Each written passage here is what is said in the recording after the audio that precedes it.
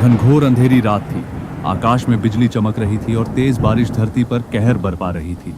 महल के अंदर राजा विक्रम अपने सिंहासन पर बैठे थे जब अचानक द्वारपाल हड़बड़ाते हुए अंदर आया।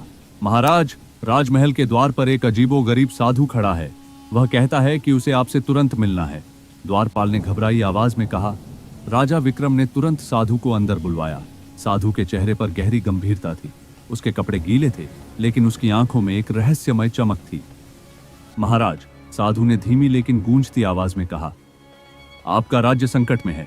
1 माह के भीतर असुरों का हमला होगा और अगर आप इस हमले को रोकना चाहते हैं तो आपको 5 रहस्यमय सुराग ढूंढने होंगे।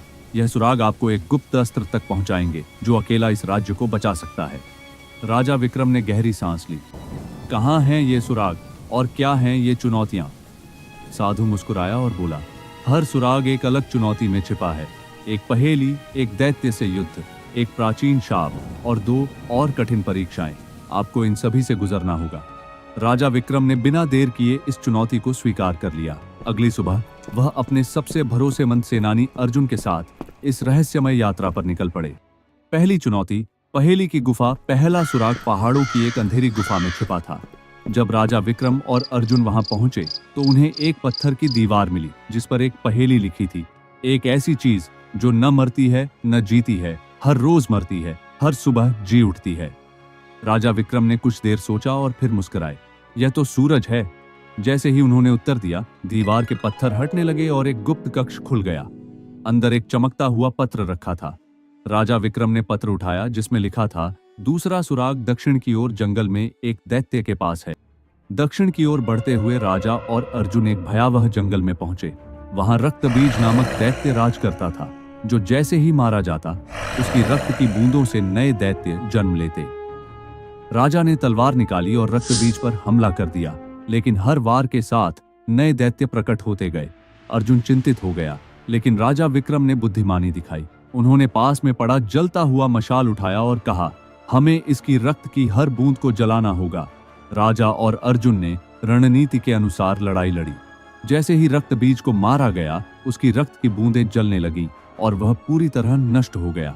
दैत्य की गुफा के अंदर दूसरा सुराग मिला। तीसरा सुराग एक शापित मंदिर में है, लेकिन सावधान, वहां जो भी गया वह पत्थर का हो गया। तीसरा सुराग एक खंडहर बन चुके प्राचीन मंदिर में छिपा था।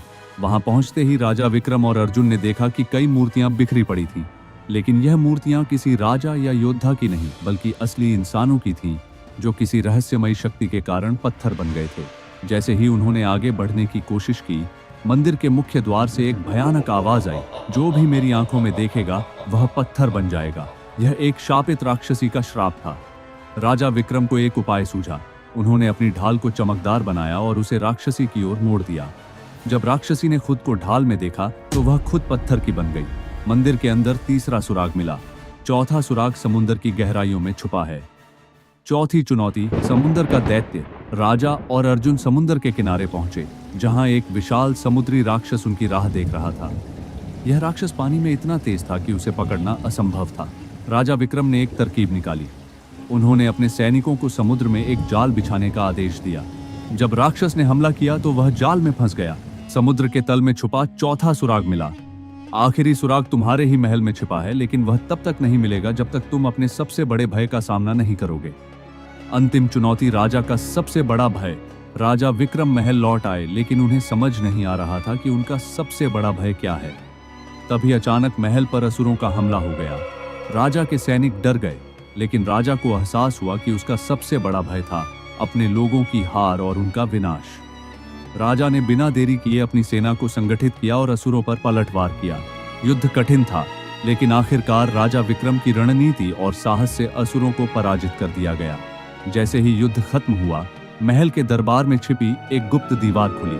वहां रखा था गुप्त अस्त्र, जो दिव्य शक्ति से बना था। राजा विक्रम ने गुप्त अस्त्र उठाया और उसे हवा में उठाते ही आकाश में रोशनी फैल गई। अचानक वह साधु फिर प्रकट हुआ और बोला, राजन, तुमने अपनी बुद्धिमत्ता, पराक्रम और साहस से अपने राज्य को बचा लिया। यह अस्त्र अब तुम्हारे संरक्षण में रहेगा और तुम्हारे राज्य पर कोई संकट नहीं आएगा। राजा विक्रम ने साधु को प्रणाम किया और राज्य की रक्षा करने की शपथ ली। उनकी विजय का उत्सव पूरे राज्य में मनाया गया और उनकी वीरता की गाथा सदियों तक सुनाई जाती रही।